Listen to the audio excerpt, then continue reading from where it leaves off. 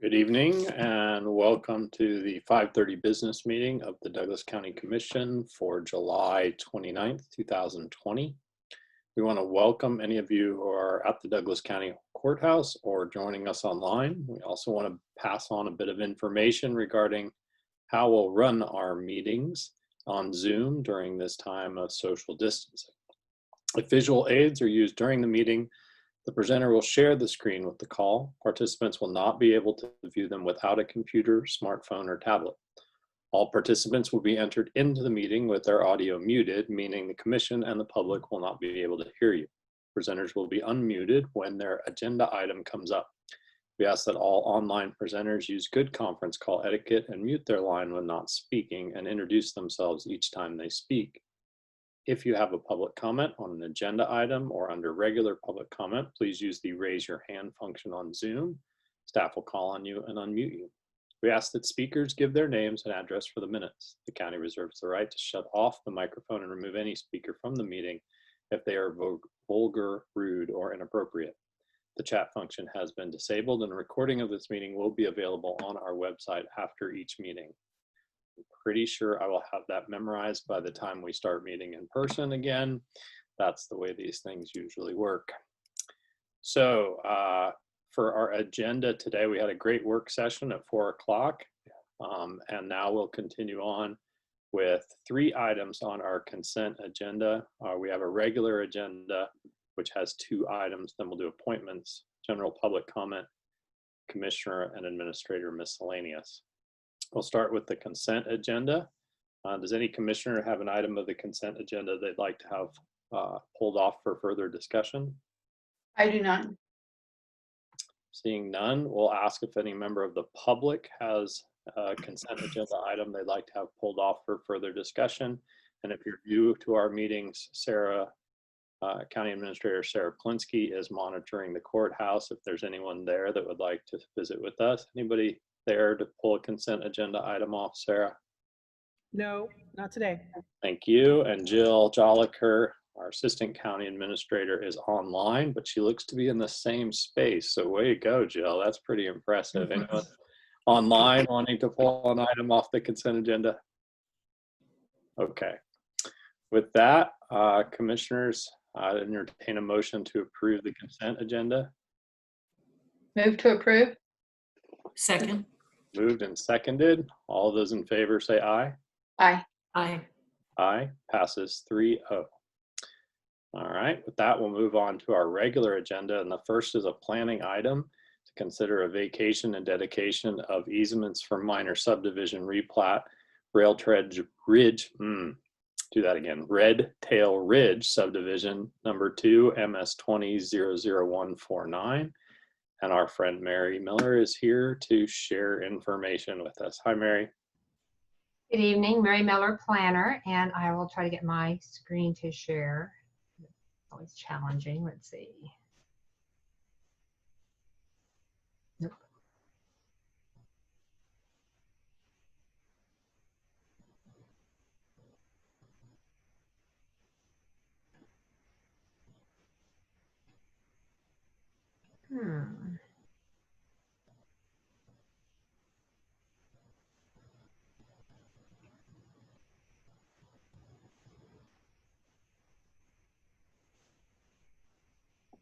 It is set up for all panelists to share.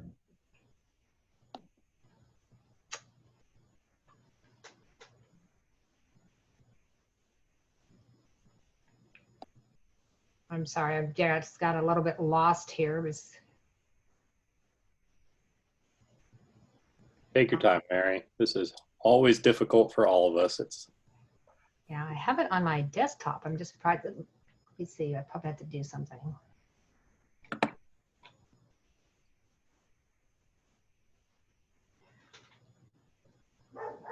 Well, I'll just start talking while I'm trying to pull that up. They are doing a minor subdivision to change the lot lines, and so those got changed. And the minor subdivision was approved, but there needs to be some changes to the utility easement. And so the request before you today is to There we go. Now if I can get back to where I need to be, is to vacate a part of the utility easement and dedicate a new portion of the easement.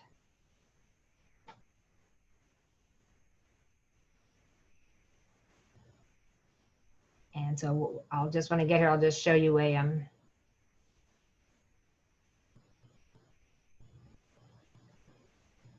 sorry, this keeps taking me to the wrong thing. It gives me the presentation from last week. So perhaps we'll just do it without a visual. I'm sorry. I did send my presentation over, so it should be in your packet. And I don't know. I know you don't want to see the presentation. Well, actually, it's for next. I can pull it up from the website. Hold on. Okay, thanks. Yeah, the only presentation I'm able to get up is one you'll be seeing in a few weeks. So the property is south of Lawrence. It's just at the very southern edge of the urban growth area. It's a west of Highway 59 and south of, I believe it's 1100 or 1000 Road. And they had two lots. It was lot 7 and 8 of the red-tailed subdivision. With the minor subdivision, these will be lots 1 and 2 of Red Tail Ridge subdivision number 2. And so they've just changed the area, and thank you very much for that. So this shows the location. This graphic shows how the lots were. The red line, that's the divided line between the previous lots, and the colors show how they're being recombined. So we're going to have lot 1 will be much smaller, lot 2 will be larger. Mary, just tell me where you want me to be on which slide here. Okay, the one below this. One Yeah, here? this one here with the 2 graphics. Yeah, Okay. Thanks. And so you can see on the right-hand side, it shows the area that's circled. That's the utility easement they want to vacate. So they want you to accept the vacation of that utility easement, and they'll put it over where the new lot line is. So we just have utility easements following the lot lines. So we're vacating the one to the south and dedicating a new utility easement on the south part of that lot 1. And so if you go down to the next slide, staff recommends the acceptance of the vacation and dedication of this utility easement.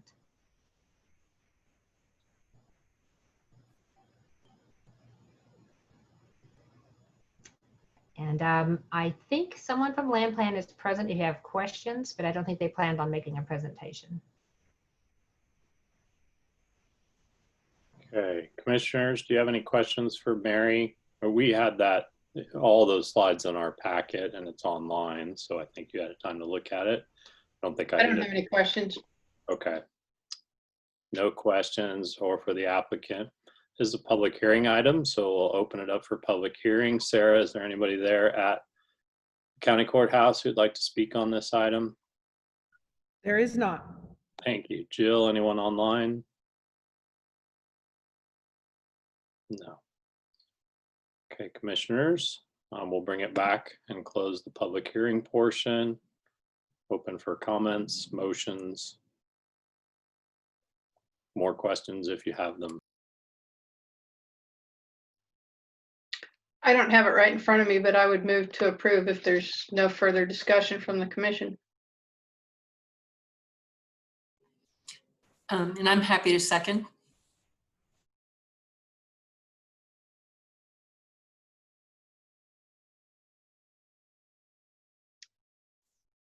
Unmute.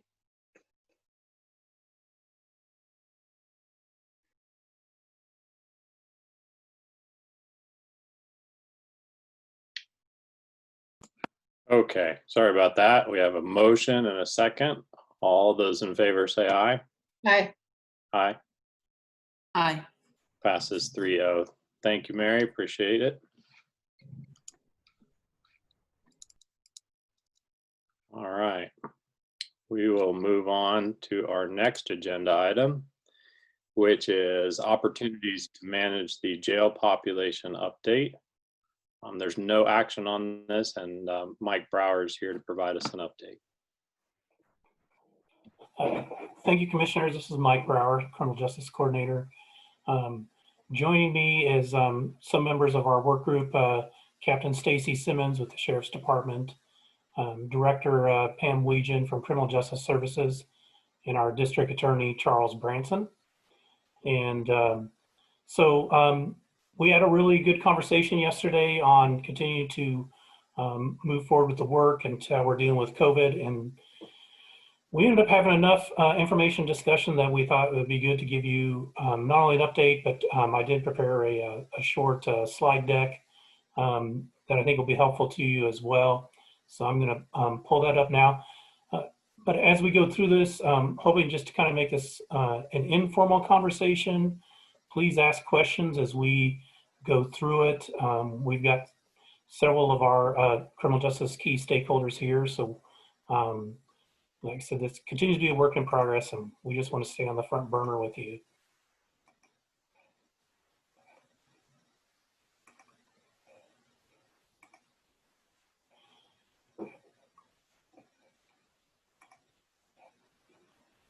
All right, so this slide you've seen before. We haven't been able to update it yet. We're still waiting on some data to come in from some of the law enforcement agencies for June. But I just wanted to remind you that one of the things we're dealing with in the jail population is that between February and April, which is your pre-COVID to COVID at its height of the stay-at-home orders, there was an 85% decrease in law enforcement traffic and pedestrian stops. I apologize, this slide is not updated with June information. That is my fault. I did not give Tony Foster at Emergency Communications enough time. And so we're working to get the June numbers in here.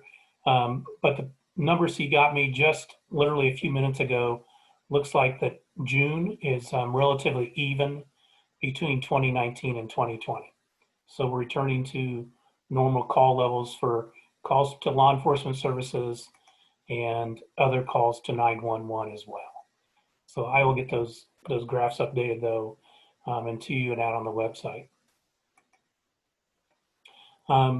Dr. Cravens did an update on our number of bookings per day. This is I'm looking at each week, and you'll see there we added when we went to phase 3, and then when the mask order went in place.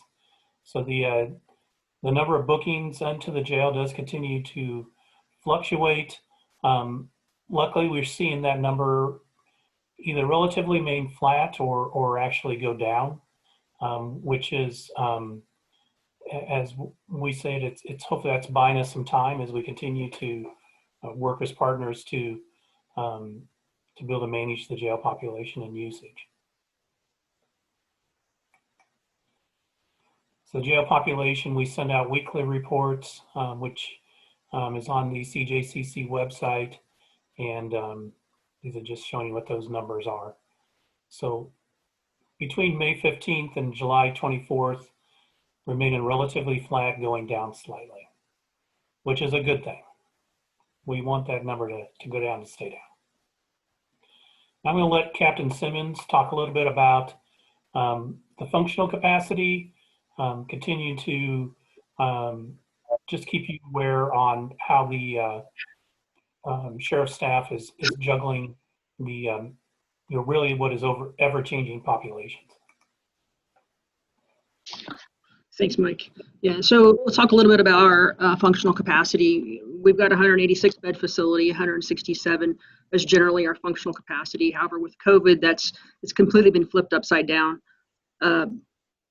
We've had to change a couple of our housing units around. So the women's housing unit, which is a lockable housing unit, was switched to the minimum male unit, and then the quarantine unit, which is the kind of the segregation where we have those individuals that come in segregated for 72 hours in a lockable cell. They're now in the women's housing unit, which took a lot of cells from us. The women's housing unit housed 28, but now since we cannot double bunk males, it's a 14-bed facility, so a 14-bed housing unit. So back special management and the medium housing units were all full as of yesterday. We do have 5 cells right now in medium, but there are 2 males in the medical unit, which will take 2 of those cells. The women's housing unit, like I said, is now the pre-class or male observation unit was full on Monday. So there were 14 males in that housing unit waiting for their 72 hours to come up. There were 3 on Tuesday, and now there are 5 today. So there's a few empty cells there. The minimum pod, again, just now the women's is housing 10 out of 28 beds. So we've got 18 beds essentially sitting empty because we don't have that many females in custody, which is a good thing. Work release, which is the new minimum male, we have 29 out of 46 beds there. So we have a few beds open there as well. What's happening now, because most of the minimum males have taken advantage of the alternatives to incarceration, and we don't have as many. We have the more medium custody, max custody males. We are having to house out of county again because we cannot put those males in a open bay housing unit or the minimum type housing unit that doesn't lock. So we have 15 right now housed out of county. We do have 4, as you can see, Jackson, Anderson, Jeff, and Potawatomi counties that are taking a few of our inmates. 4 of those I checked on are actually reentry clients. So as we were trying to kind of ramp up reentry again, now we're back to the same situation we were before, where reentry clients are now being housed out of county.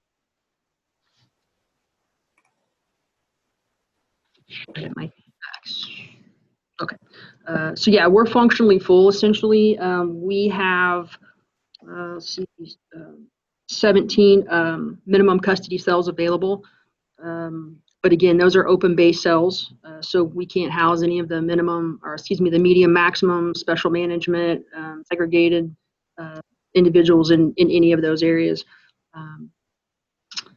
74 of our 186 beds do not lock. So 40% of our facility, we cannot house medium and above. And as those alternatives to incarceration continue to work, those individuals are less and less in the facility.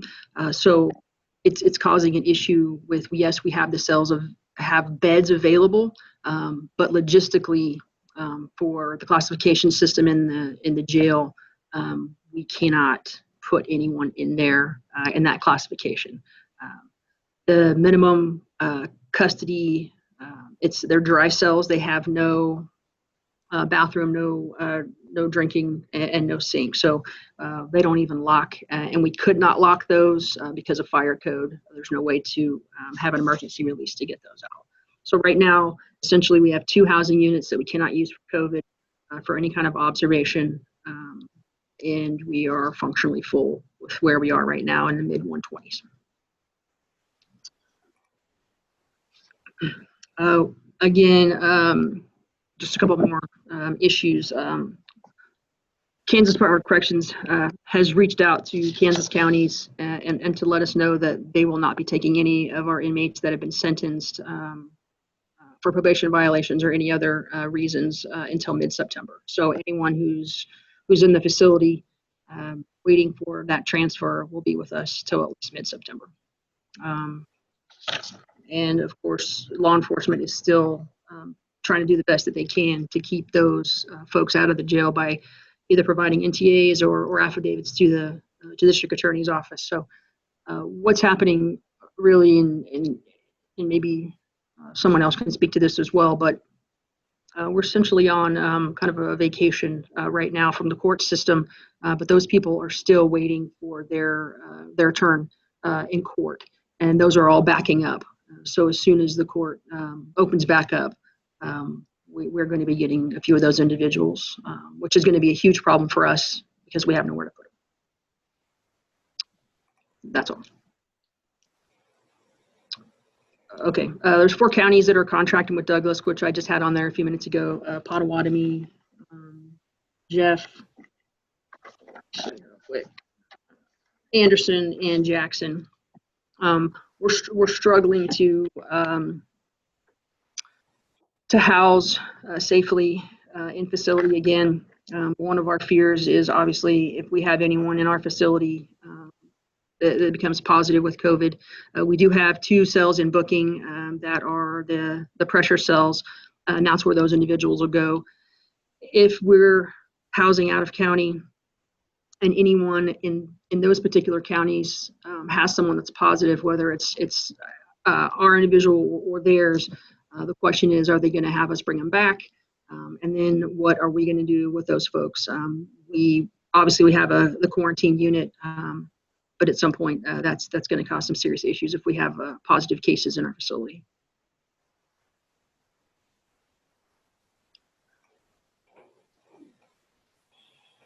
I will add to that. We shared that information with the work group yesterday, which includes the folks you see here tonight, but in addition to Chief Judge James McCabria, Municipal Court Judge Scott Miller, and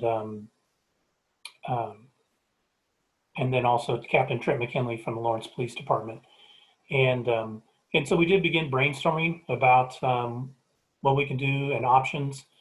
We don't have anything that's vetted to the point where we're ready to share that with you yet. But I will say we had a really good session of discussing that and working together to try and solve this difficult situation. So we hope as we continue to provide updates to you, we'll be able to share more. I'm sorry, and also include County Administrator Sarah Polinsky joins us with those brainstorming sessions as well. Just updates from the court. So the Sheriff's Office and Municipal Court have been working to get people in for minimum mandatory sentences. They've worked about 10 people in. They still have another 10 people who are waiting to serve those, and they'll coordinate that together. Then the district court informed us that they will resume jury trials on September 14th, which will help with some of our pretrial population, and that's individuals you're looking at for jury trials are those that are taking up the maximum custody and the medium custody bed space. Just for your information, I know the state district court and the county have been working together on with the sheriff's office on how to do those jury trials. Jury selection will take place out at the fairgrounds, and then the trials will occur at the law enforcement center. And they're kind of doing some rearranging to the courtrooms to allow for social distancing when doing that. District Attorney Branson thought that there's possibly about 12 trials that, or jury trials that would are waiting to be completed.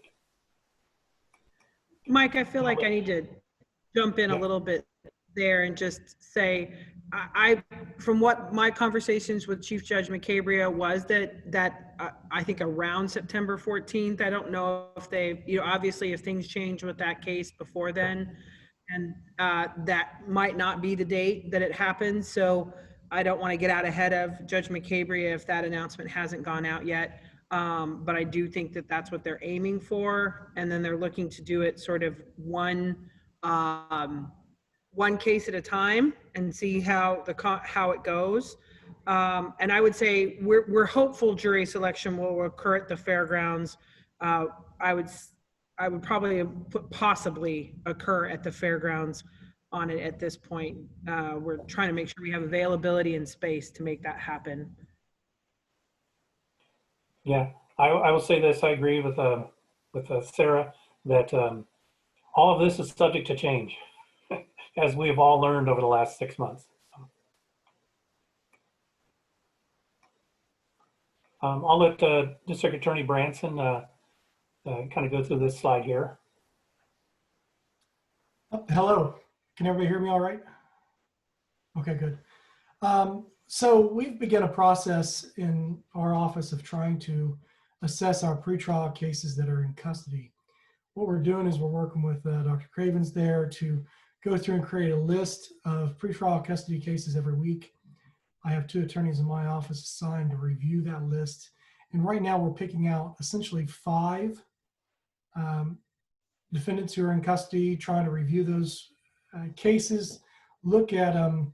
Well, after we pick them out, they go back to Carrie to get a kind of a workup of what they're being held for, what their status is in custody, if they have any holds from any other jurisdictions, and what their any other pending things that they have at the time. So we kind of get a snapshot of everything that's going on with that person other than just the court case itself that's in our office. So once we identify those people, then we are turning around and reviewing each one of those cases to try to see if there's any way that we can move that case along. Is it a situation where somebody's been serving time in jail for a low-level matter that we could possibly make it some type of time served case, depending on what the kind of standard average penalty for that particular case is. Is it something that we can try to get advanced by the judges because it's a probation violation matter or something like that that needs to have a hearing? Is there ways that we can speed that case up at all? Make sure that offers have been made to defense counsel, remind defense counsel that offers have been made sometimes, see if there's any difficulties with communication. Maybe that person's been housed out of county and the defense attorney has not been able to contact them to be able to get a good review of the offer, whatever it ends up being. Some of the things that we've done already with the cases that we've had is we had somebody plead to time served on a case on a modified charge. We've had somebody that had was found incompetent, and we had that case ultimately dismissed because they ended up going for other services. Doing things like that to try to move those cases along the best we can. So the goal is to, once we get this pattern down, and once we get kind of the communication for this ironed out, our goal is to review 10 a week and then more a week. Eventually, we should be in a position where we are re-reviewing cases if we can get enough of them under our belt, knowing that we're going to need to continue to try to assess these cases going forward. So we're putting a priority on essentially moving our lower level cases to try to decrease the amount of jail time they utilize. And I'd be happy to answer any questions anybody has on that.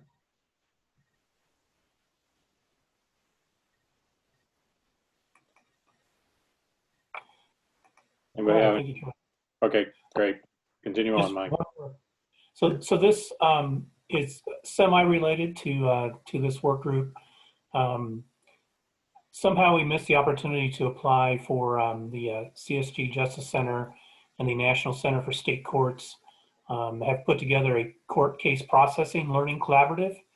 And like I said, I completely missed the opportunity to apply, but they contacted us anyway and said that we would like for you to be part of this collaborative. And so the list of participants is here. This will start this Friday. So Chief Judge James McCabria, Court Administrator Linda Koster-Vogelsang, Captain Wes Haug from the Sheriff's Office, Chris Coleman from the District Attorney's Office, Brenda Clary, who's a defense counselor, represents our defendants in Behavioral Health Court, and then Nicole Riles from Burton Nash Mental Health Center. The two focus areas of this project will be resuming court operations coming out of COVID-19, or really still working through COVID-19, and then addressing barriers for people with behavioral health needs as well. And so projects like District Attorney Branson just talked about will be examples of things that we'll talk about. We also hope to learn some new ideas from other peers out there in the community through this project. So it's a very timely opportunity that we'll keep you up to date on this as well.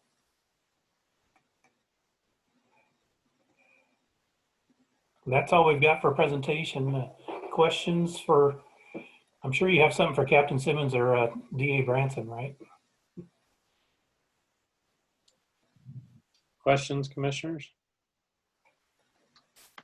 I don't have any at this time.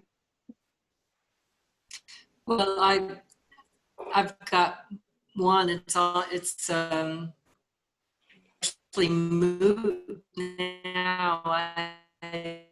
As you were talking about the limitation at the jail, because of the units that have locked doors, the obvious question was, well, can we add some locks?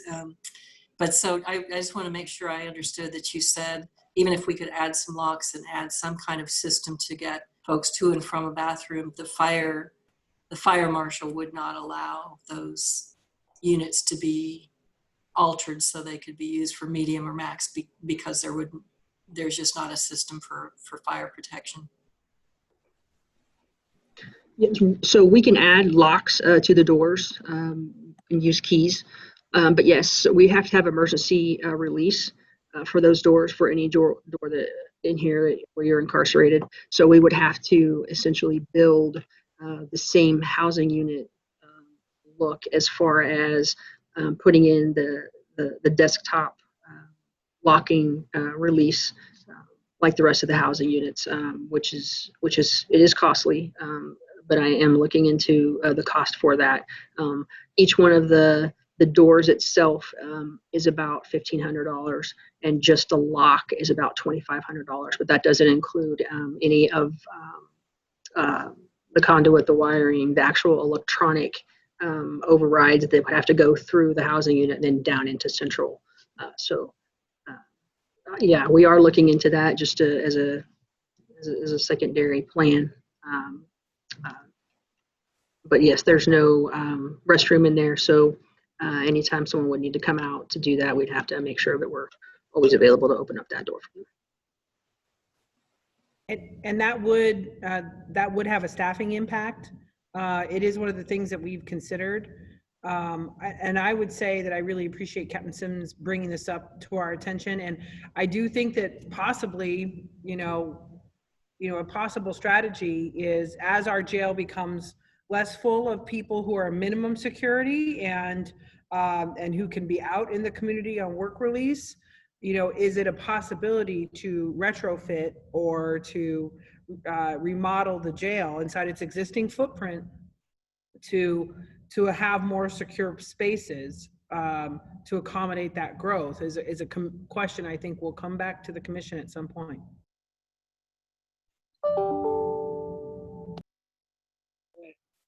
Quick question, and this is sort of for everybody, really. Is there anything, as you work with your team, is there anything that you've encountered that you just don't have the funds to be able to do right now? I mean, you'd like to do that, but in order to reduce the jail population, but just really we don't have enough people, we don't have enough time, we don't have enough resources. Is there anything related to that?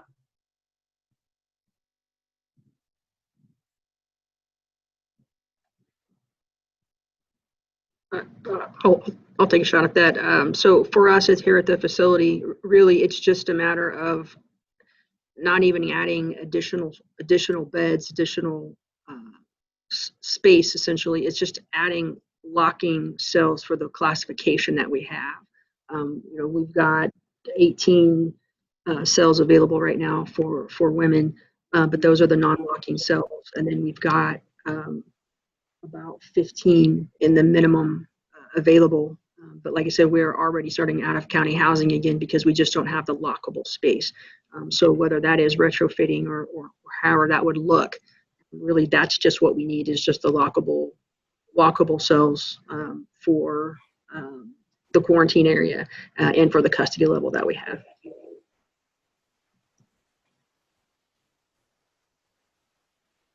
I was going to just add, and I more off to my comment before as necessarily as a reaction to Commissioner Kelly's question. Locking cells was one thing that, how jails were organized and set up pre-COVID really was more about like levels of incarceration and risk. Now, everyone can potentially get COVID from someone else.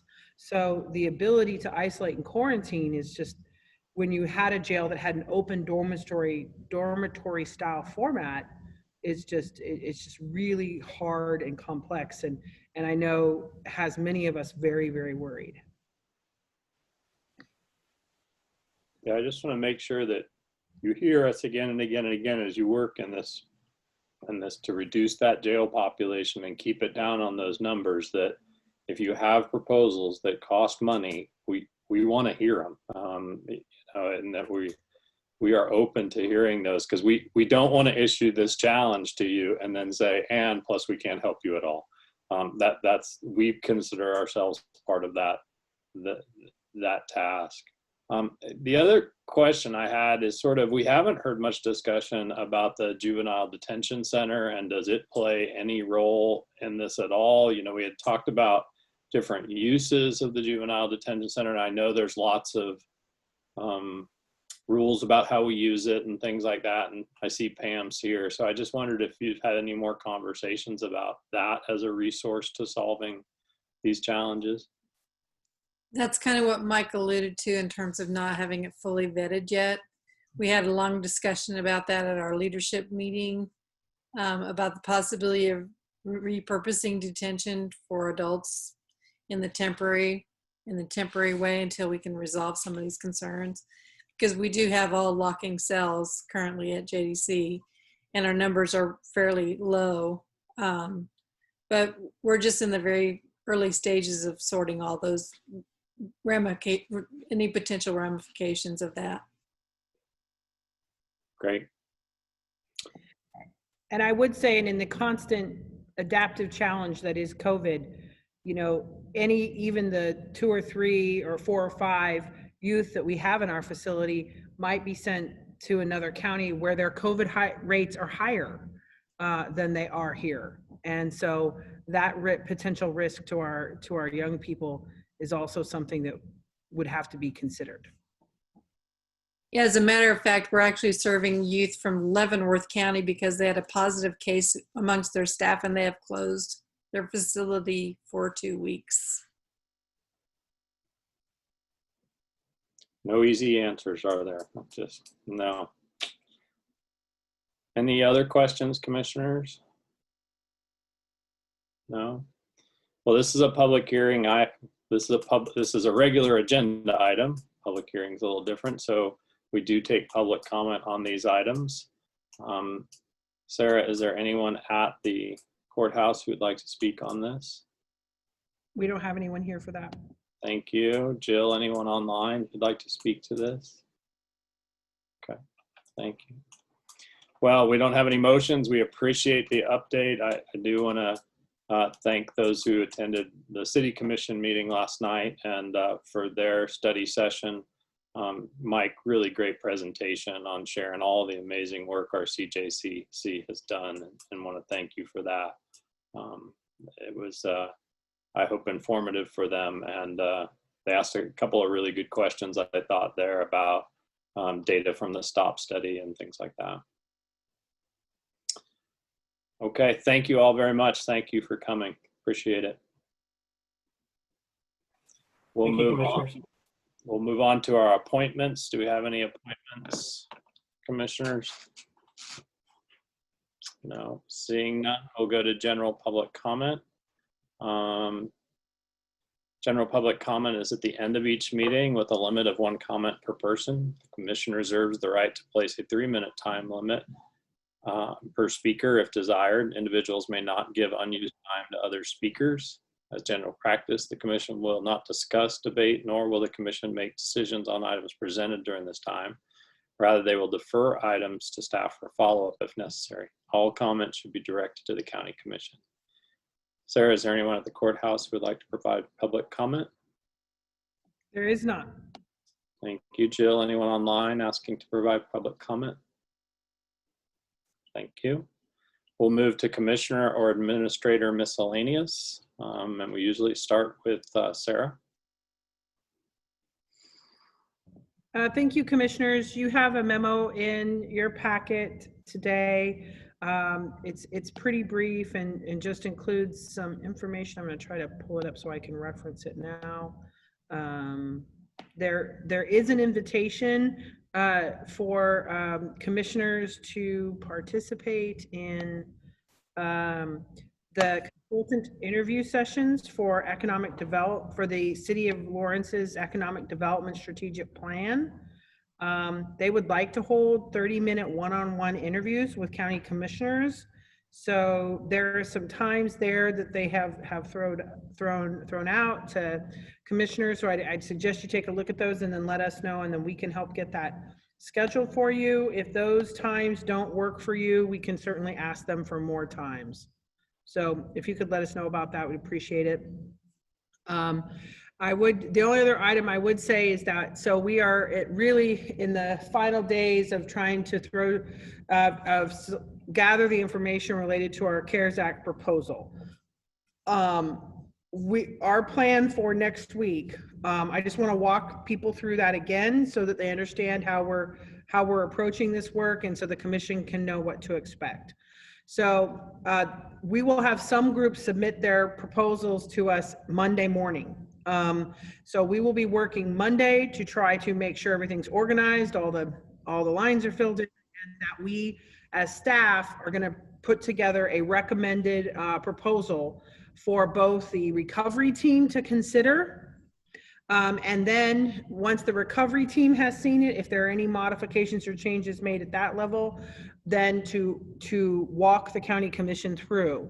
So then the recovery team will see it on that Tuesday, and then that Wednesday, our meeting, we will have nothing on. I might have a small consent agenda to like approve accounts payable, but other than that, my intent is that whole meeting to be dedicated to walking you through each CARES Act proposal. I don't know what you'll have in your packet for next week will be some guiding principles that each of the RSFs have used to develop their priorities, as well as a few things that we're using internally here for county staff that you might just want to know. And then we're also going to give you some information related to CARES Act Round 2, because there have been major changes to that at the state level, and they've really opened that up for higher education. They've opened it up for schools. They've opened it up for public health and mental health. So there's a lot more potentially coming down the pike for funding than we initially thought that might be available to a wider group of folks. So I think that's important for framing your decision-making on round one funds. And then our plan then would be on that Wednesday is to literally walk you through each RSF and what we've pulled together. I think we can certainly make that work in this format to show you all, gather any questions you might have, any follow-up feedback, those kinds of things that we need. And then you would have the whole week to review, further study, ask questions, review more thoroughly. As we said last week, we are having each project prepare a equity impact statement. You know, you're going to want some time to review those and make sure that you've had time to read them thoroughly, and then bring this back before the commission for approval on the 12th is our plan right now. Obviously, we have some flexibility if we need time outside of that. So I want to make sure that if you have any questions on that process at this point, I can do my best to try to answer it. I think I don't have any questions. I can't imagine all the having sat through a few of the RSF and listening to the RSF meeting yesterday. I think it's really challenging for everyone to get their applications in, and it's going to be tough. We're not going to have all the details we wish we could have as we sift through this. I'm sort of concerned about that, but I also know it's just the nature of the problem. So yeah, it's real rough, and particularly the way the state has lined out the reimbursement package piece. They want us to track reimbursements like through tomorrow or Friday, and then immediately we're supposed to have it turned in for our direct aid plan. Like, I mean, there's just literally no time to include late July expenses into a direct aid plan, and then or into a reimbursement package, and then know what to put in your direct aid plan. We are working internally to develop some county direct aid plan proposals, so you'll see that as well. We'll have some things as well in there for us, and each of the cities are sending proposals to us as well. Those will not necessarily be prioritized by RSF groups because it just didn't fit. So we will have those as well. So I do think next week we would walk you through what we have received for reimbursements from public entities as well. Commissioners, I think I visited with Sarah earlier in the week about, because there's going to be so much paper, and because this is going, do we want to start meeting in person with social distancing, with the screens in place? And I just wanted to bring that up to the group because I think this is a unique, I think we can do it safely. I do believe it. The school board is meeting in person, social distanced. I don't know. Have you had any more thoughts on that, Sarah, before we jump on to that topic? I have, I do think there's a couple things to consider here. I think next week's meeting will be mostly walking you through it. So if there was a meeting where you're not really making decisions yet, so if there were a meeting to just sort of explain it and not have it be in person, I think the 5th might be a good meeting for that. What I would say is, but then as we move towards the 12th to where you might want to, there might be more back and forth and flipping from this page to that page to really illustrate the point we're trying to make or look at the detail. I think it would also be important that we would still need to make sure we're maintaining a group size of 45, assuming the governor doesn't change the plan we're on. And so I would want to work with IT to try to find ways to either continue to do this via Zoom so that people could listen and not necessarily come to the courthouse, although in compliance with the Kansas Open Meetings Act, anyone is allowed to come here to the courthouse to hear the meeting. But I don't want this to look like a traditional budget hearing where there are 40 to 50 people in the commission chambers getting ready to discuss their next topic.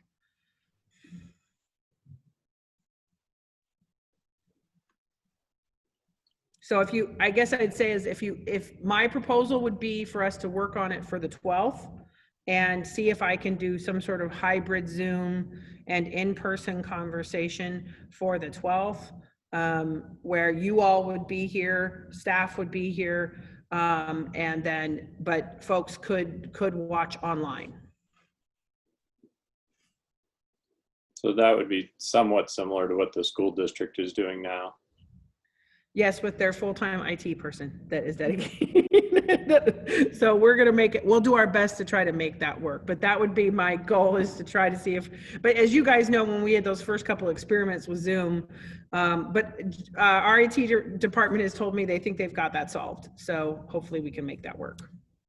So Sarah, would there be any value? I understand since the 5th would be just walking us through it and no decisions, maybe not even much conversation, that would be easy to just do by Zoom. But is there any value in getting some practice being back together again and having the technical, kind of walking through the technical part so that on the 12th, where it's really important that it goes smoothly, that we're ready for that? Yeah. Also, my other question is, not having seen how much we're going to be walked through or having to figure out on the 12th,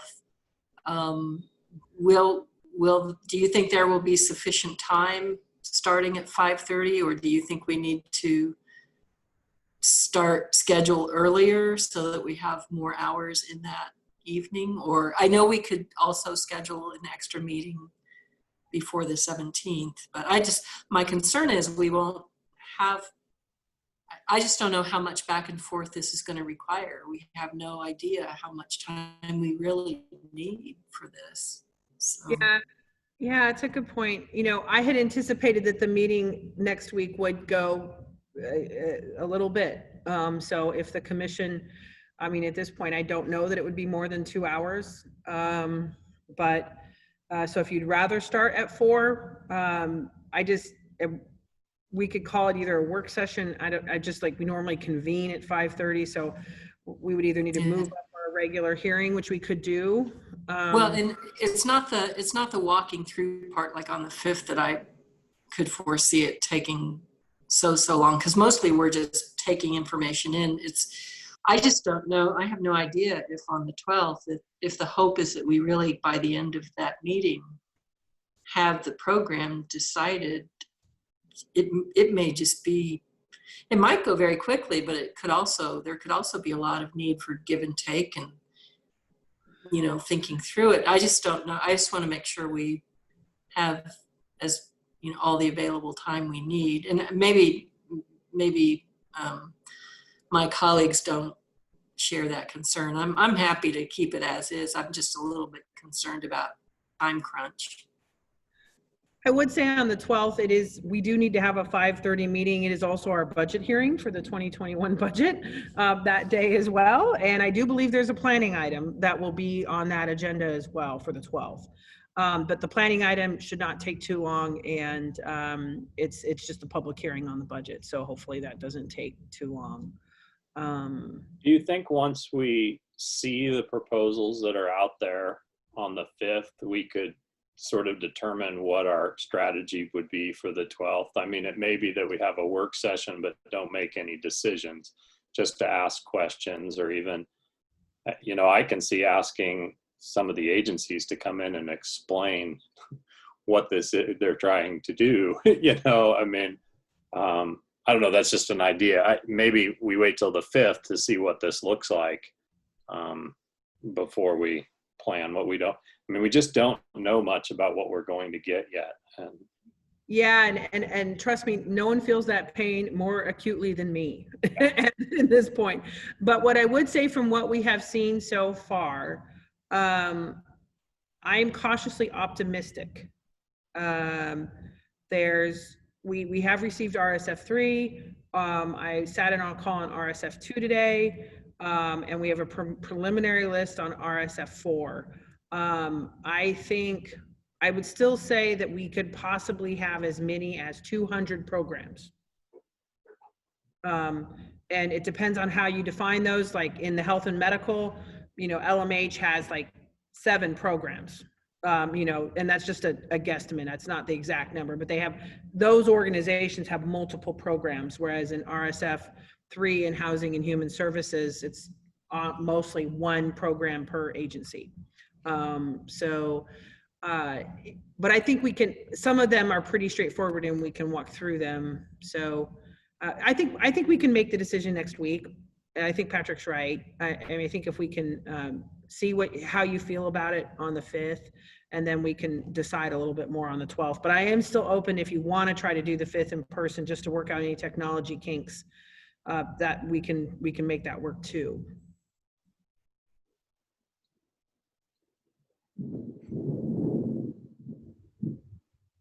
Oh, that is cool. Thunder over Zoom. I'm sorry. I would be open to, let's get presented with the information next week. And if we think we need to if IT thinks that we need to have a practice run and physically be there next week for some sort of hybrid in-person Zoom thing, I'm fine with that. And then maybe next Wednesday we decide if we need to start our discussions at 4 o'clock on the 12th, without any decisions, just discussion, just to give us some extra time at the 5:30, since we do also have the budget and a planning item. So I'm flexible with whatever we need to do. And if we find ourselves where we think we need to schedule a special session on that Thursday or Friday, that works also.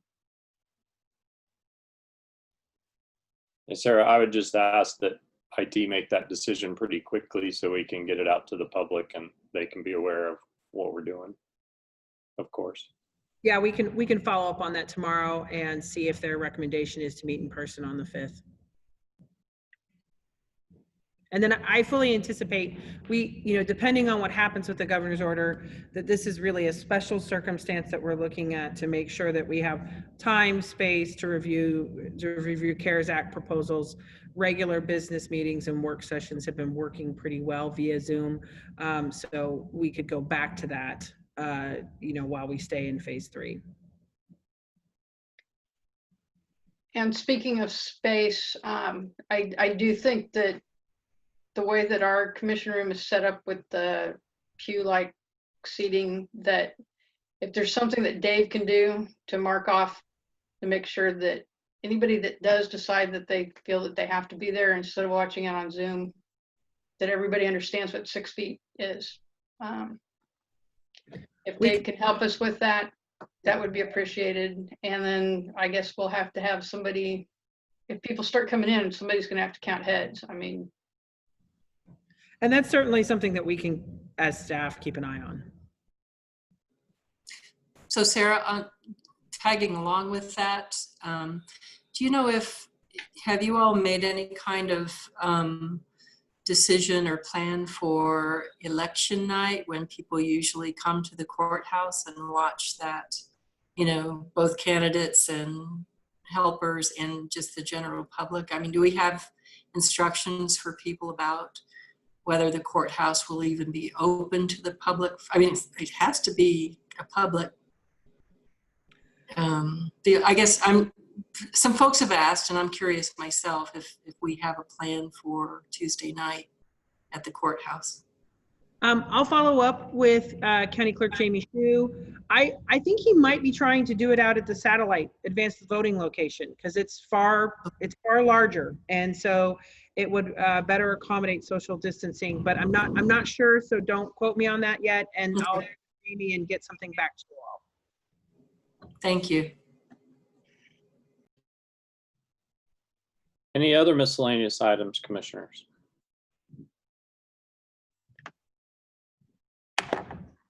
Okay, if there are none, until next week, we are adjourned.